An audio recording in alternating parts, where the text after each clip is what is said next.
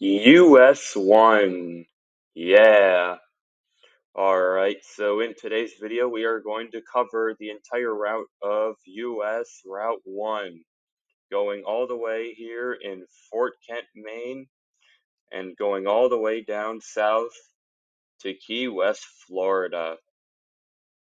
So as you can see here, US-1 starts right here at the Clare Fort Kent Bridge, and if we go up further a little bit more, we get a historical landmark for America's first mile. You can see the route for US-1 right here, and you get the American flag, the Canadian flag, the state of Maine flag, and the French flag, if I'm mistaken. Correct me if I'm wrong. But yeah, it starts here at Fort Kent, and it actually gets a historical marker at its northern terminus. So as you can see, US-1 actually starts off going a bit north in order to go south. In order to go south on US-1, you actually go a bit north on it as you continue to wrap around the Canadian border. And yeah, that's kind of a unique gimmick to Route 1. You go north in order to go south.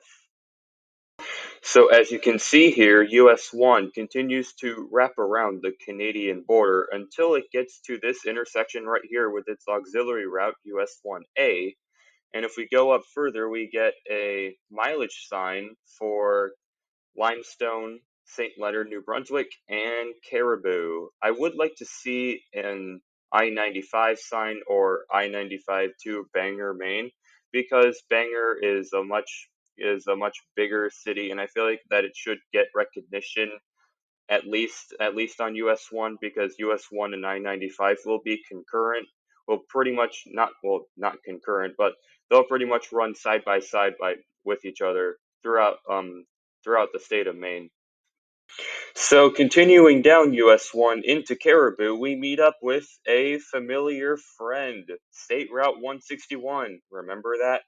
Remember that road? Oh yeah, that's the road that we met up in the beginning of US-1 up at Fort Kent. So another interesting quirk about US-1 in northeastern Maine is that you get these solar system model planets here. So you have each planet, Mercury through, I believe, Neptune, and yeah, that's kind of another interesting quirk and an interesting tourist stop. And as you can see, you can pull off to read about Jupiter right here. And right here, we meet US-1's auxiliary route right here in Mars Hill. So yeah, as you can see, this sign, US-1A, which is US-1's auxiliary route, it kind of continues up this way. But yeah, this intersection right here is where the US-1's auxiliary route, US-1A, comes to an end, and now it just reunites under one US-1 road. And right here, we meet up with I-95 for the first time. So we met up with I-95, and so if we want to take I-95 south, we hang her right here. But if we want to take I-95 north to the Canadian border, we go up further and take a left right here. And I'm going to go up just a bit more just to see where I-95 is signed south, and it is signed for Bangor. Bangor 118, solid choice there. And not that far away from I-95, we meet up with US-2, which I will cover next after this US-1 video gets put out. So, as you can see, US-1 is actually becomes concurrent with US-2 for a bit before splitting off. So if you want to take US-2 going westbound, you would hang it right here, but if you want to continue and take US-2 eastbound, you'd follow US-1 right here, as US-1 and US-2 will become concurrent with each other. And so this is where US-1 and US-2 split right here, and if you were to continue on US-2, you'd continue straight. And since we're talking about US-1, we are going to hang a right on this intersection. So right here, US-1 actually hugs the Canadian border, and goes a bit north to Calais and St. Stephen, Canada. And then which is kind of weird because US-1 actually goes a bit north, and then if you want to continue on US-1, you'd hang a right here. So right here, US-1 can after you make the right out of Calais, you then take US-1 right here, which hugs Maine's coastline. So right here at Ellsworth, US-1 splits off with its auxiliary route 1A, and that auxiliary route is actually pretty important um, to the to the route because it actually serves up to Bangor, which is one of the bigger cities of Maine. So right here, US-1 actually turns into a two lane divided highway where you have two lanes going in each direction, and it actually has exits. If we go up a bit more, exit P P. So it doesn't actually use like mileage-based exits. It actually uses letters instead, which I find kind of weird. Why would you use letters? Just use actual mileage-based exits. So right here, this is a pretty important sign. We get, first of all, a South US-1 symbol, and then we get a 2 I-295 symbol. So US-1 actually does go up to I-295, which is an auxiliary route of I-95. So it's the second interstate that US-1 will run into in when we first go southbound through Maine. So another weird thing about US-1 right here is that in order to continue going south on it, you have to do what is called a Michigan left, and you have to make a U-turn right here. You have to you have to go and make a U-turn right here, go the other way on US-1, and then get off on a right here, which will continue, which will get you back onto US-1 south. And after we make that maneuver, US-1 and 295 actually run side by each other and actually intersects several times through throughout running side by each other. And so right here, 295 and 1 will become concurrent with each other. You'd hang a left right here, and US-1 will now become concurrent with I-295 right here. So after crossing this bridge, after US-1 becomes concurrent with 295, 295 will run through the heart of Portland, and then it'll continue to run all the way, and then US-1 will exit right here. So right here, on this overhead sign, US-1 will be leaving 295 right here. And so right here, US-1 will run side by side with the main route 95, and 95 will split off right here and with a spur route 195, which will meet up with US-1. So US-1 will meet off with a spur route of I-95 right here. Right here, we meet up with I-95 again, and I-95 South is signed for Portsmouth and Boston, which is really good signage there. I really like that. Nice job, Maine. And North is signed for Portland and Augusta. I feel like that kind of should be Bangor, but I feel like that should be Bangor instead, but Augusta's fine. It works. And US-1 south to Kittery. We will stay on US-1 south, so we will get on the far left lane here. And right here we see the US-1 bypass and the original US-1. So those two will split off. We will stay on the original US-1, so we will take the next right here.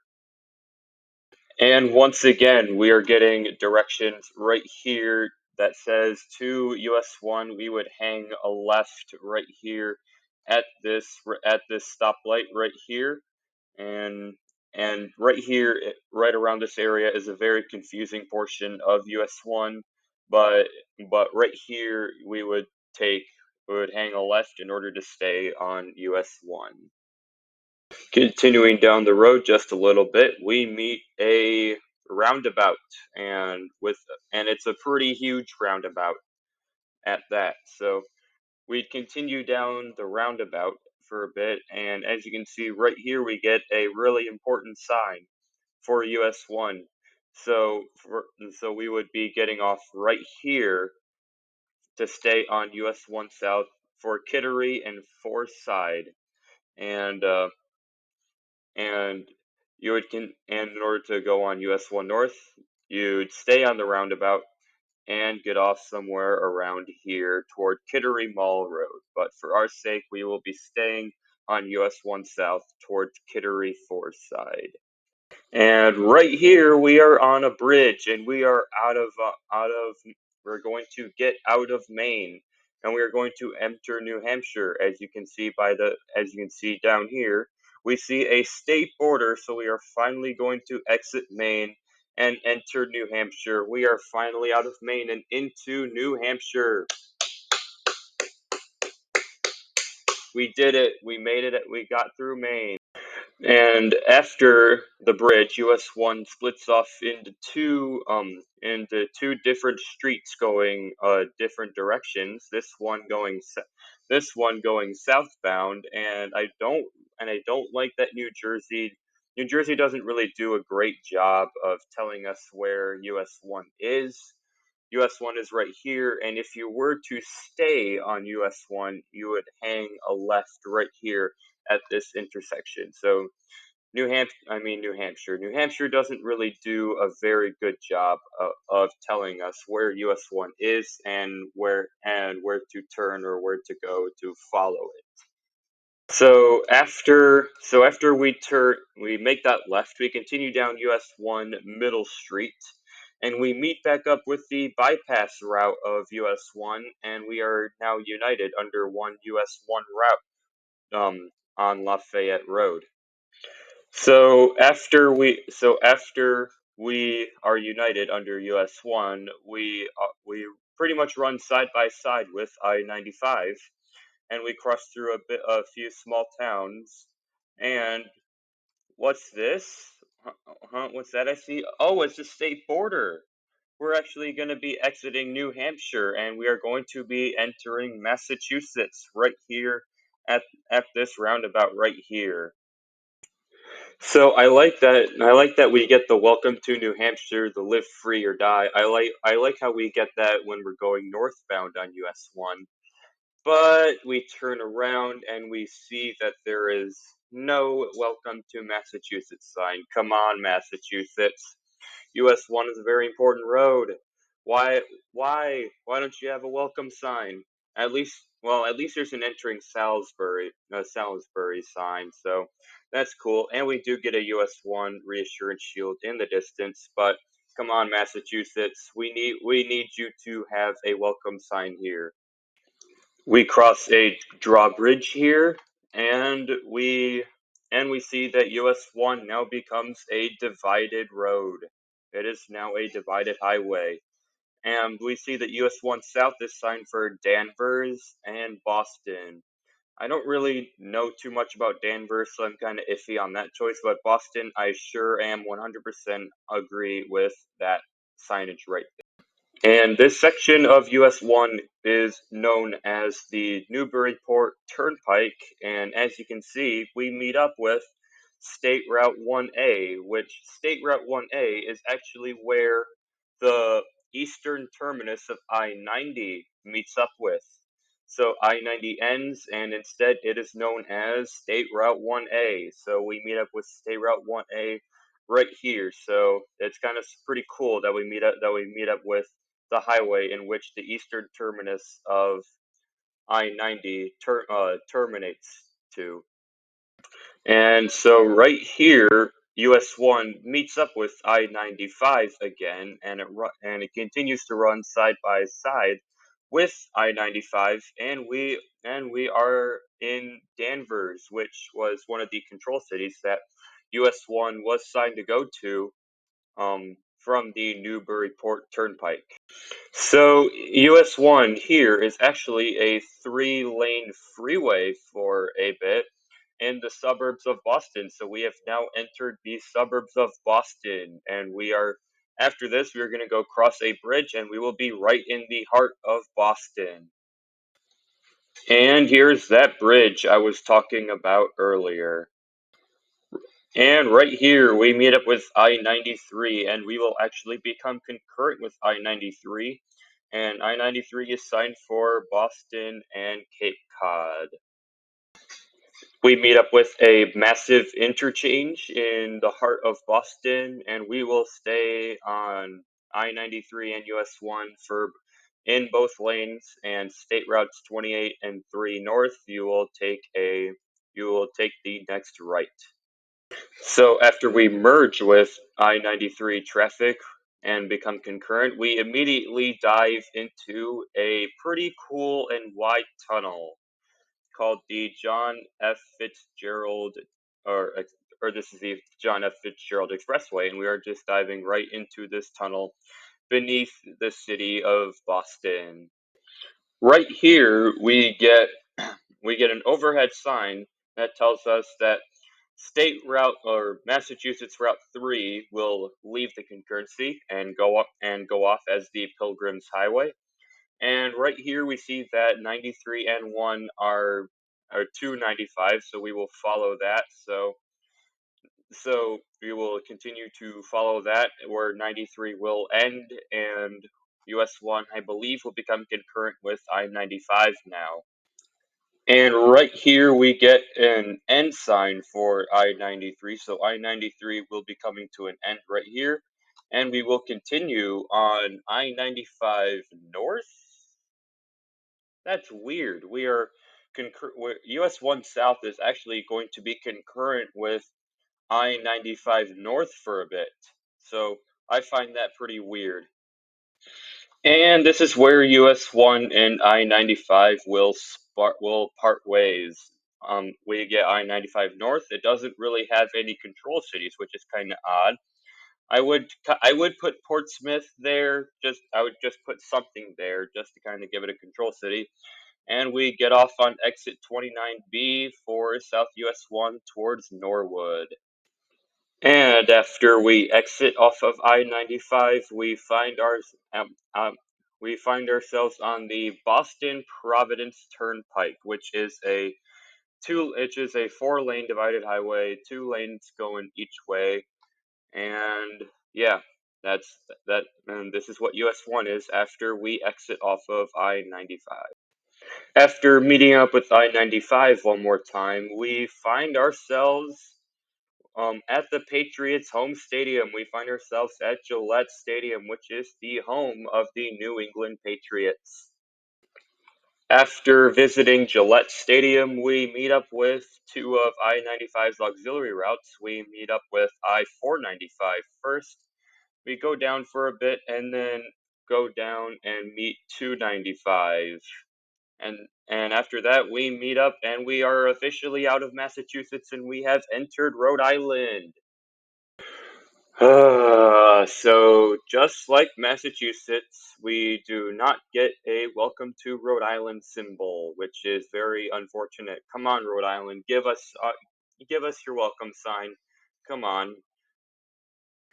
And we immediately enter a pretty big city in Rhode Island, Pawtucket, if that's how you pronounce it. And we meet up with I-95 again, and we become concurrent with I-95 for only like half a mile before we exit again. Rhode Island does a terrible job of telling us where US-1 is and where to go to take US-1. We do get a 2 East 195 sign right there, but we do not get a US-1 symbol.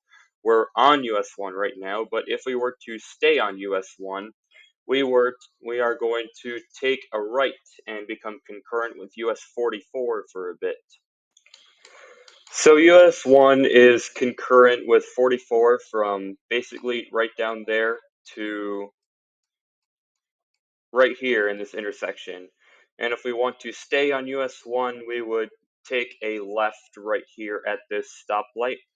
And as you can see, we actually get a US-1 reassurance shield. So great job, Rhode Island. You redeemed yourself there. So after making that left turn onto US-1 Gaspee Street, we take a left right here at this intersection. Right there, we take a left onto Francis Street, and from there we are continuing on US-1, and we are currently right in the heart of Rhode Island's capital city, Providence. After making that left turn and continuing on Francis Street for a bit, we take a right on here, right here onto Exchange Street, and then from there we hang a left right there and continue on US-1 Sabin Street. And here's a look at the Hasbro Center, or I think this is the Hasbro headquarters. If not, oh well. But Hasbro is the maker of lots of kids' toys and kids' video games. So, and I really like what Hasbro puts out, except their Beyblades. I don't like their Beyblades. I'm a huge Beyblade guy. And after staying on Sabin Street, we go and we take a left on Empire Street to stay on US-1 southbound. And after continuing on Empire Street, we turn right onto Broad Street to stay on US-1 South, and we're continuing on our journey towards Key West. After going through the heart of Rhode Island, we continue on US-1 where it splits off, but this is where US-1 goes, right around where my mouse is. And we go and we meet up with I-95 for the gazillionth time again.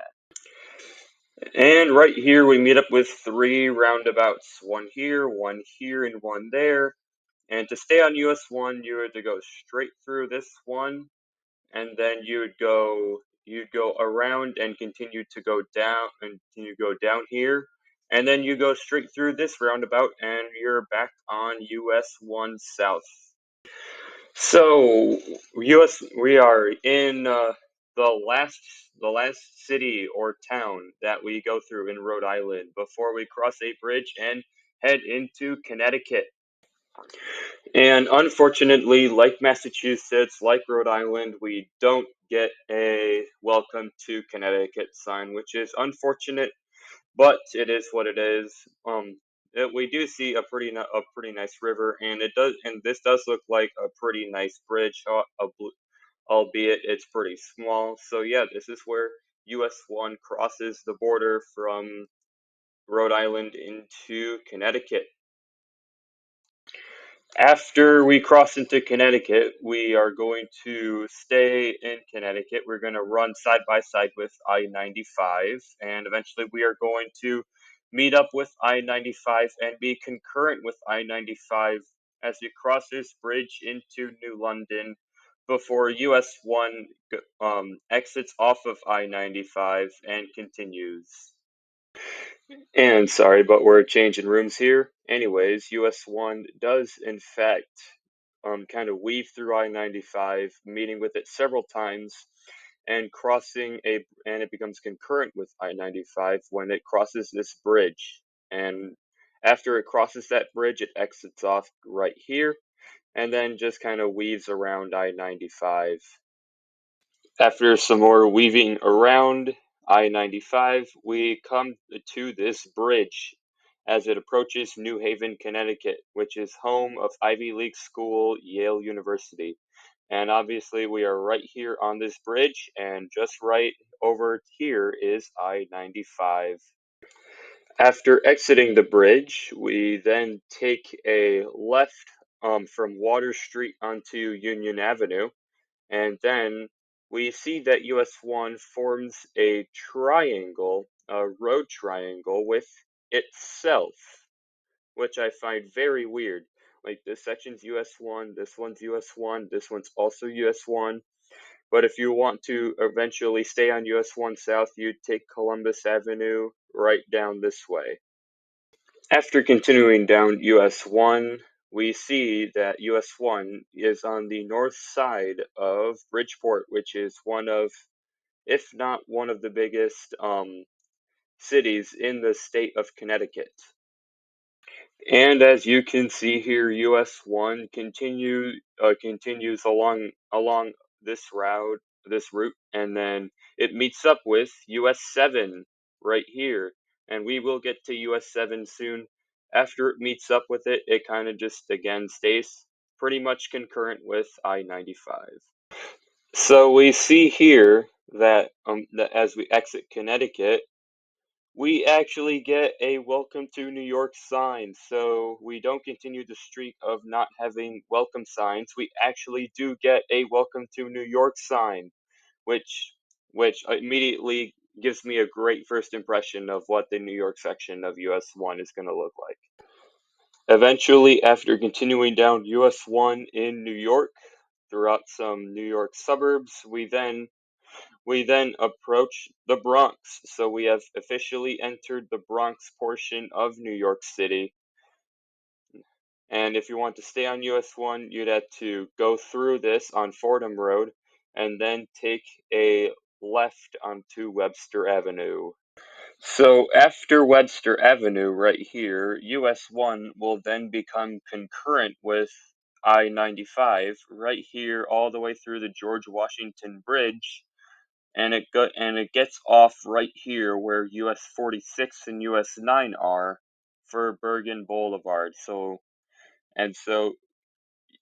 US-1 will be concurrent with 95 across the George Washington Bridge, and then it will get off right here off the New Jersey Turnpike, and it will be merged with US-46 and US-9.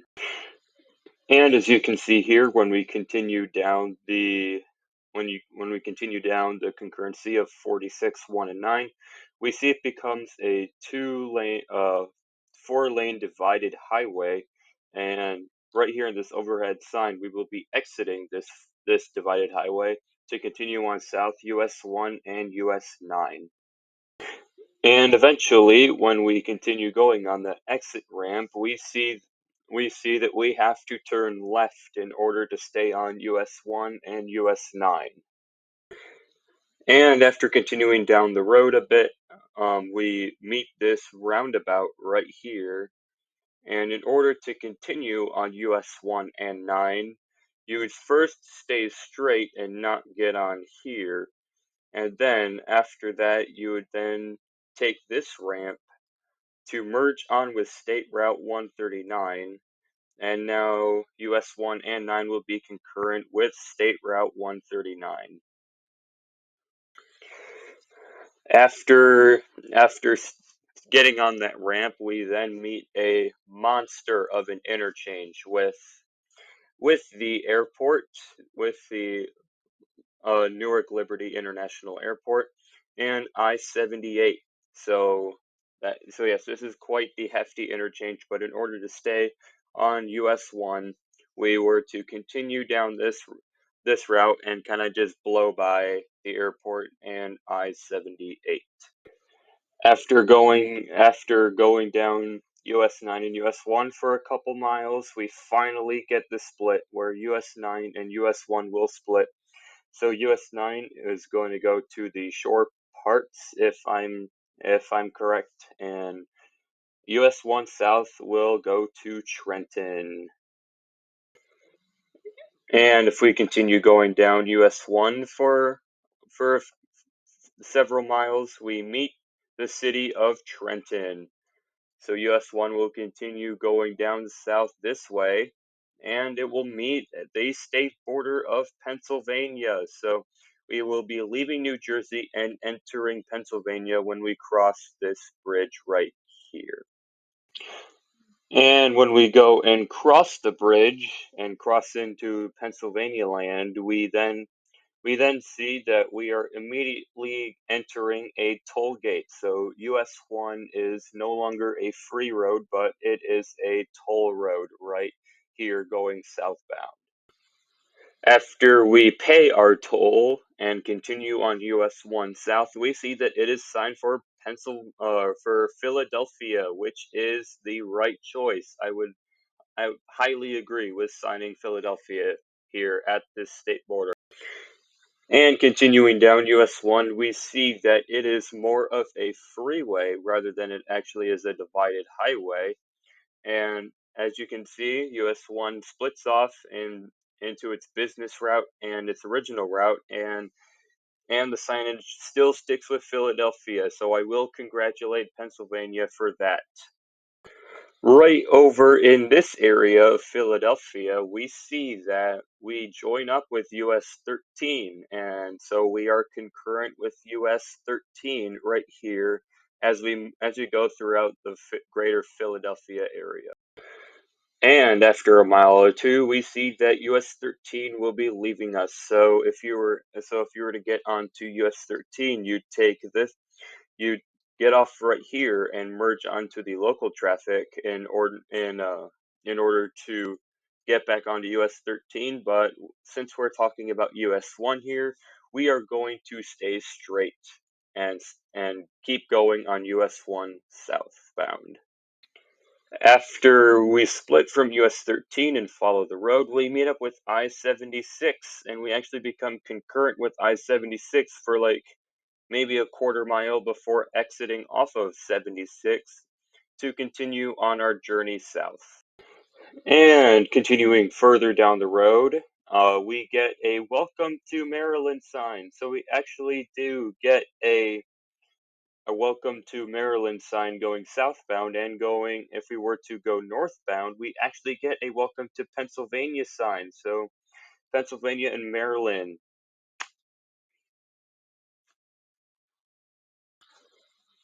Going down the road a bit more, we see that it runs parallel with I-95 again. So we do say hi to 95 again, and we say hi to its auxiliary route, I-695. And we see that US 1 goes into the heart of Baltimore. So in the northern suburbs of Baltimore, we see that US 1 is meets up with US 40's bypass route and continues going westbound on 40's bypass route. After going down US 40's bypass route, we see a sign that says if we want to continue on US 1 south, we hang a left right at this intersection here. And so that's what we are going to do. We are going to say farewell to US 40's bypass route, and we are going to continue going southbound on this one-way street in northern Baltimore. After continuing down the one-way street that is Monroe Street, we see that that both parts, northbound and southbound, join together as one single road, and they are both united under Wilkins Avenue. This portion of US 1 is a really crazy portion in terms of how many interstates it meets. It meet it first meets I-695, and then it goes underneath on the main route 95. It then meets up and then takes a turn and meets 195, and it meets 895. Continuing down the road a little bit more, we meet up with the nation's capital, Washington, D.C. And and continuing down US 1, we see that Washington doesn't really do a good job telling us where US 1 goes. If we were to continue on US 1, we continue down this road, and then we hang a left right here onto 6th Street, which, according to the street view, seems to be undergoing some construction here. And after we continue on 6th Street and hang a left or a right onto Constitution Avenue and become concurrent with US 50, we meet up with the Smithsonian Museum of Natural History and the Smithsonian Archive Museum, which is a place that I stopped at on our middle school 8th grade trip to Washington, D.C. Continuing down the road just for a little bit, we see that we see the Smithsonian Museum of U.S. History. So on the trip, we had a choice of choosing the Museum of Natural History or U.S. History, and back then I remember choosing to visit the Natural History Museum on on our way to the museums. And a left turn later onto 14th Street, we see that we get another look at the U.S. History Museum from another angle. And as you can see, there are a bunch of food trucks and a bunch of food trucks that are lined up right here. And I remember on my trip that there were lots and lots of food trucks lined up. And not too far down the road, we catch an absolutely astounding view of the Washington Monument. I mean, you can't get a better view of the Washington Monument on a road than this. And as we can see here, after going down the road a bit and eventually catching a view of the Thomas Jefferson Memorial, we see that US-1 will now be merging with 3 I-395 south towards Richmond. And so to continue on US-1, you follow this shield and stay to the right.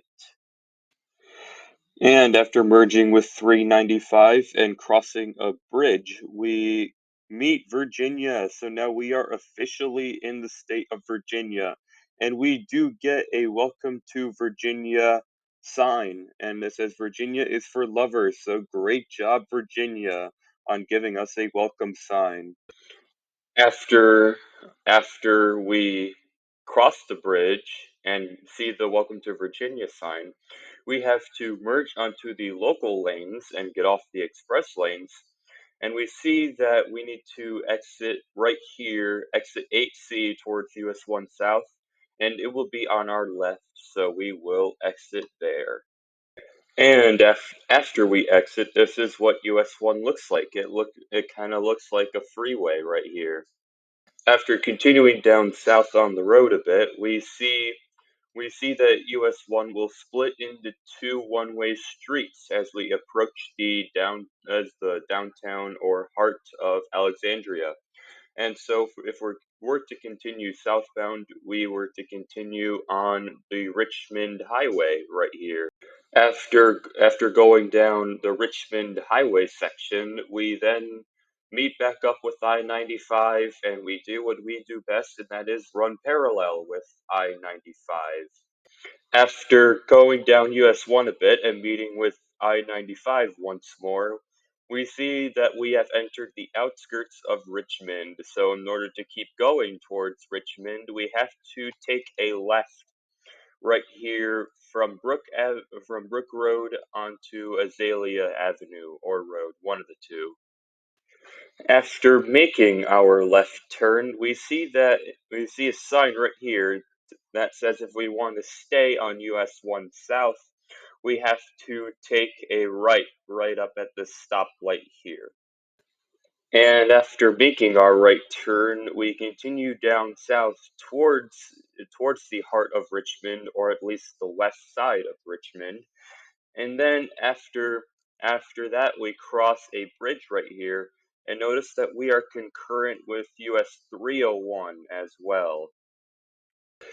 After continuing down US 1 south and entering the city of Petersburg, Virginia doesn't really do a good job of telling us where US-1 goes from here, so I kind of had to resort to Wikipedia to where the road goes, and so we see that we're on 2 North Adams Street, and if we were to continue on US-1 southbound, we were to hang a right right here at this stoplight, and we see a US-1 reassurance shield right here, which is a good job of Virginia. After making our right turn and continuing on this one-way street and eventually meeting up as just one single road, we take a left right here and we meet up with I-85 right here, not 95, but 85. And yeah, this is where US-1 goes after we make our right turn. And notice right here, we are concurrent with US-460's business route. And we say our goodbyes to I-95 as we no longer run parallel with I-95, but rather I-85. So right here is US-1, right here is I-85, and so we are going to continue and meet I-85 again right here around Forkside and South Hill. And then we notice that US-1 now becomes concurrent with US-58 for a bit, and then after that, we split off from US 58 right here. And we not only say goodbye to I 95 for a bit, but we also say goodbye to the state of Virginia as we enter North Carolina. We don't get a North Carolina welcome sign, but we get a North Carolina state line sign. So after we cross that sign, we have officially entered the state of North Carolina. So I guess we do get a welcome to North Carolina sign right here and not right at the state line. We North Carolina playing some trickery on us. After running parallel with I-85 and meeting I-85 two more times, we see that we meet I-85 again right here. And in order to stay south on US-1, we continue straight, and we become concurrent with US-158. After going further up the road a bit, we see that we have encountered a South US-1 symbol, and we have to take a left, and we will merge onto a freeway. After continuing down the road for a bit more, we meet up with I-540, and we continue straight through 540, and we meet up with US 401, so we become concurrent with 401 for only this section. And then after that, we merge onto 440. So we merge onto this loop right here as we enter Raleigh. After continuing down the loop of 440, we meet up with the main route I-40, and then we continue straight through that and become concurrent with not I-64 but US-64. And then we split off right here, and we continue our journey south towards Key West. And after continuing down the road for a bit more, we meet up with US 501.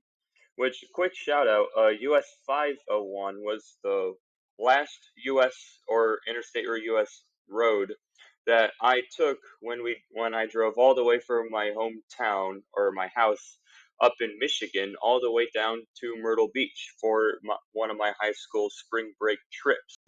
And after going down the road and meeting up with US 220, we reached the section of US-1 which I drove on when we took that trip down to Myrtle Beach. And after continuing down the road for a bit more, we see that we have entered South Carolina. So we get this South Carolina state line. And now I'm going to see if South Carolina pulls the same trickery as North Carolina. And just like South Carolina's northern brother, South Carolina does pull the same trickery as North Carolina. What do you know? After continuing down the road for a bit more, we see that we have to take a right here to stay on US-1. Then we meet up with US-52, which is Control City Freak's favorite US highway. So we meet up with US-52. We take a left and then into Cheraw, and then we take a right to get out of Cheraw, and then we continue down here, and then we split off from US 52. We meet up with US 601 here, only for like a mile or two, and then we continue down, and we are parallel with Interstate 20. After continuing down the road, I'm going to take you guys into Street View here. We see that in order to stay on US-1, we first need to take a right from here onto Gervais Street right here in order to continue going southbound on US-1. After continuing down Gervais Street, we find ourselves in the heart of South Carolina's capital city, Columbia. And we are concurrent with US 378 and US 76. So if you were to stay on US 76, you'd take a right on here. But since we are talking about US 1, we are going to stay straight through this intersection right here. After continuing our concurrency with US 378, we cross this bridge across Columbia, and we are approaching West Columbia, and we see that we are going to split off from US 378. We are going to continue straight while US 378 will take a right here. And as you can see, we have two East 26 and two West 26, so we will be meeting I-26 pretty soon. And here's where we meet up with I-26. I-26 eastbound is currently signed for Charleston, which is a good choice there. And US 20 or I-26 West is signed for Spartanburg, which I have no clue what Spartanburg is. Oh well, it's signed Spartanburg. After meeting up with I-26 right here, we meet up with I-20 right here, and we become concurrent with 378 again. So we do meet up with 378 again before we split off and continue on our journey southbound. But right now, it doesn't necessarily look like it's going south. It looks like it's going more east and west right here. Right here at this intersection, South Carolina doesn't really do that good of a job of telling us where US-1 goes. So in order uh, in order to stay on US-1, we have to take a right and merge onto US-78 eastbound traffic, or not eastbound, but westbound traffic. And as you can see, we get a US-1 and US-78 reassurance shields right there. Continuing on our US-1 and US-78 concurrency, we see that we leave the state of South Carolina and we officially enter the state of Georgia. And when we enter the state of Georgia, we notice that 6 different highways, or 4 different US highways, share the same road. That is this road right here, and which can be very confusing to drivers, but yeah, all these routes are concurrent on this one single road. And right here we leave the US 78 concurrency, so we say goodbye to US 78, and right here at this big intersection, we take a left in order to stay on our journey going southbound towards Key West, Florida. After exiting off of US 78 and continuing down the road, we become concurrent with US 221, and then in the town of Rennes. And after we become concurrent with 221, we split off right here in Louisville, Georgia. Not the Louisville, but the Louisville in Georgia. The next interstate we meet on our journey southbound is I-16, right here, kind of where Oak Park is. We then meet up with US 280 in Lyons, and we meet up with a town whose name is Santa Claus. So yes, we get some Christmas spirit, even all the way down south in the state of Georgia, because there is a Santa Claus in Georgia. Continuing down the road for a bit further, we notice that we become concurrent with US 23, which US 23 is a pretty special road because it starts in the state of Michigan, which is my home state. And I take US 23 quite a bit on road trips, especially on a road trip down south to Myrtle Beach. We started on US 23 as our first freeway, and so, yeah, US-1 and US-23 become concurrent with each other right here. After continuing down our US-1 and US-23 concurrency, we split off from US-1's business route right here, and we meet up with another US highway. We meet up with US 82 right here in Waycross or Deanwood right here. And in order to stay on US 1, we were to take a left right here at this intersection and continue down this way. And right here at this intersection, we say goodbye to US 82. So we take a right on this intersection right here in order to stay on US-1 and US-23, and US-82 will split off right here. After continuing down the road for a bit more, we meet up with US-301, and we see a state border right here. So we will be exiting Georgia and entering the state of Florida. And here's a closer look at where we cross over from Georgia into Florida. We are immediately greeted with a very, very good welcome to Florida sign. And we are immediately greeted with palm trees with the welcome sign. And right here at this intersection, we say goodbye to 301. So we will depart with US 301 and we will continue straight through this intersection to stay on US 23 and US 1. And if we continue down a little further, we do get US 23 and US 1 reassurance shields right here. After continuing down the road for a bit longer, we see that US 23 and US 1 will finally part ways right here at this exit. We see that we have to exit off of here to stay on US 1 to meet with I-95. And we finally do get to say hello to I-95 once again. After after what seems like forever, we are finally reuniting with I-95 right here at this intersection. And after the meet up with I-95, we exit off of ourselves. So US-1 exits off of itself. And this portion right here, this little freeway section, will become US-1's alternate route. So in order to continue on US-1, we take a right here and continue south right here on North Main Street in Jacksonville. So we are officially entering Jacksonville.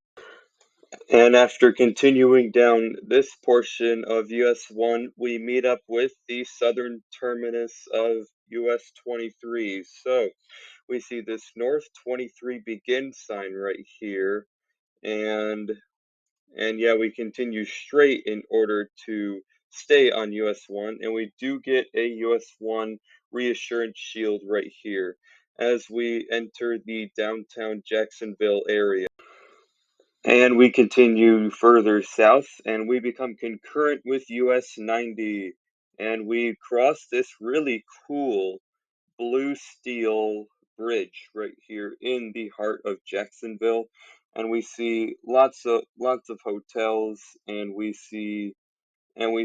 yeah, we get some beautiful scenery right by this river right here. After crossing this bridge, we exit off of the road right here, and we stay going south right here onto US-1. After exiting, we take a left right here to stay on US-1, and then right here with this intersection of Kings Avenue, we take a right in order to stay on US-1 South. And after making our right turn onto Kings Avenue, we get back to what we do best, and that is running parallel with I-95. After meeting I-95 two more times and running parallel with I-95, we see that we find ourselves in Daytona Beach. So we are in Daytona Beach, and we see that in order to get to I-95, you take a right here, and it also says to I-4 because I-95 does intersect with I-4 when I-4 ends at I-95. So we are going to continue down, and we see that we intersect with not I-92 but US-92 right here. And in order to stay on US-1, we continue going south throughout the heart of Daytona Beach, Florida. If we were to take US-92 westbound, we meet up with the Daytona International Speedway, which is where the Daytona 500 is held. And as you can see here, US-1 continues to ride the coast of the Indian River.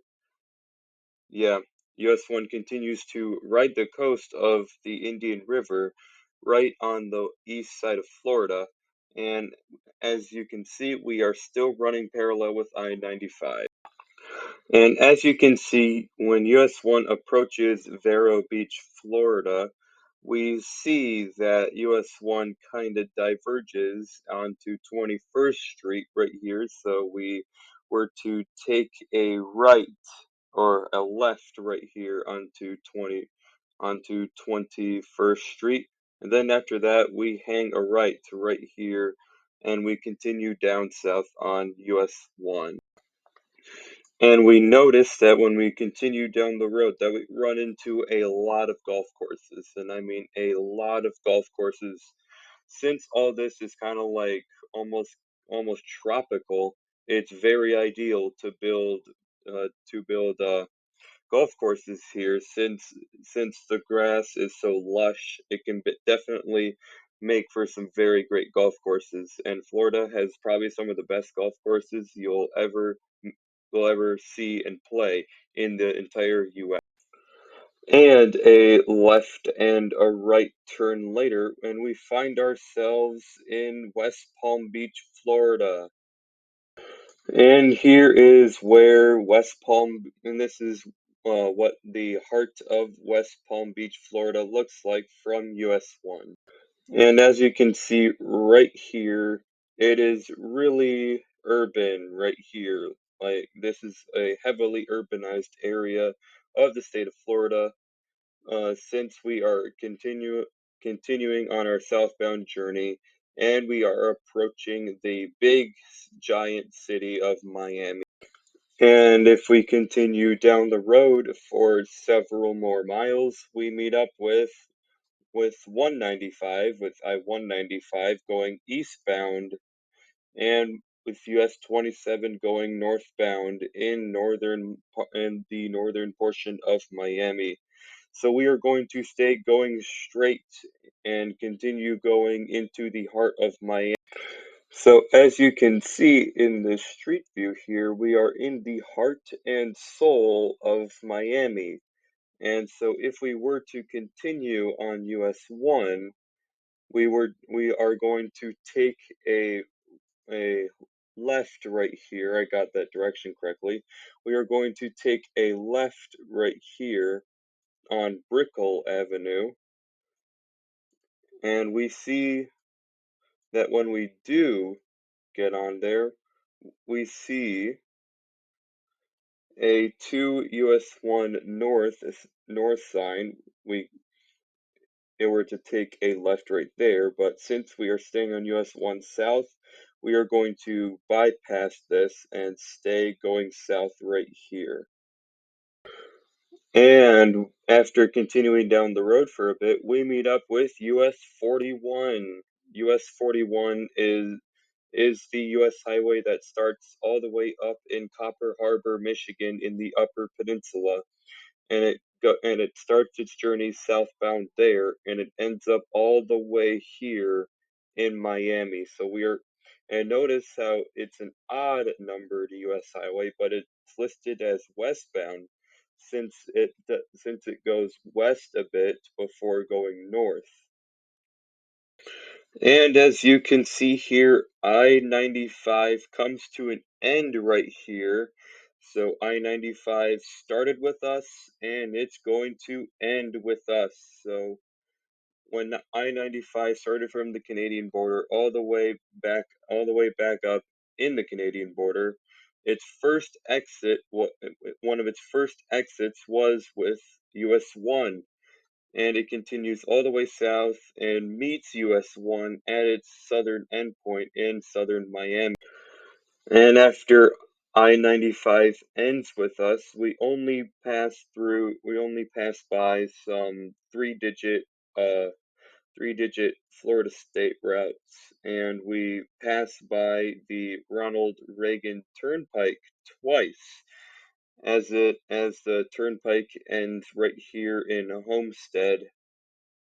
And after the Ronald Reagan Turnpike ends in Homestead in Florida City, we begin the portion of US-1 that is called the Overseas Highway. So US-1 will go over into the Florida Keys and make a right turn and begin the Overseas Highway.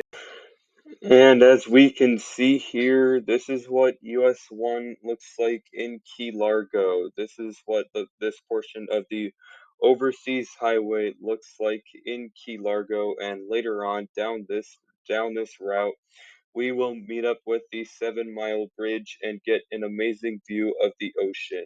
Yeah, as you can see here, these views just get amazing. I mean, no wonder why this portion of US-1 gets the name that it gets.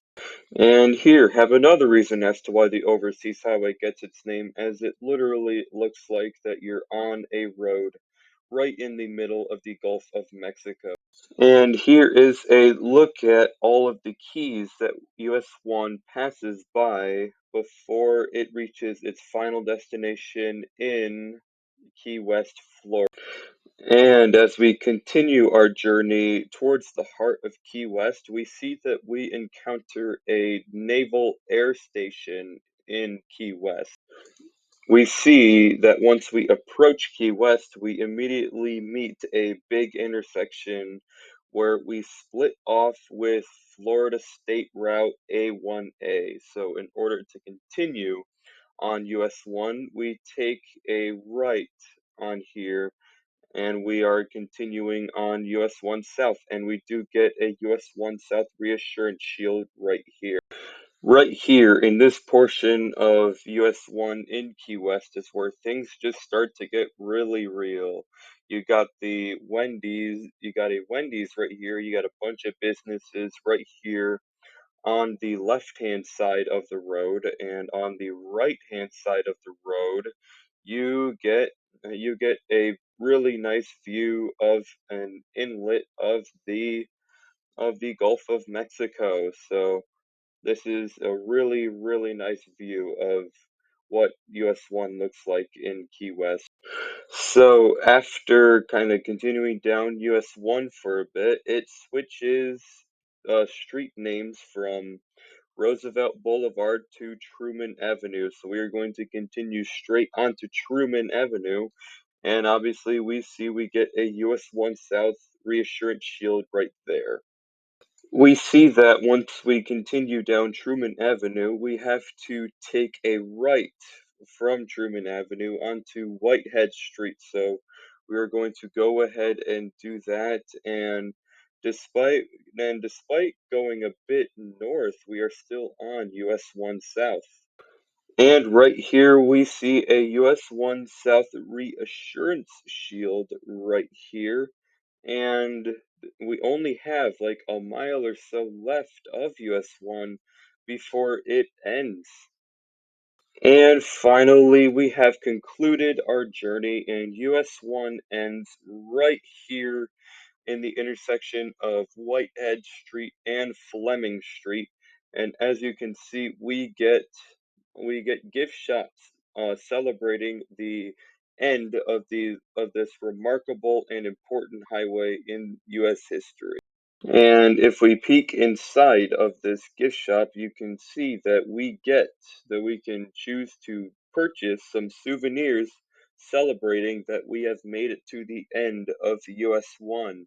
So US-1 is a very lengthy road. It totals in about 2,209 miles as it starts all the way up in Fort Kent, Maine, and ends right here at this sign in Key West, Florida. So we have officially made it through US-1. Thank you all for watching this video, and I can't wait to see you all in the next video as we cover US-2.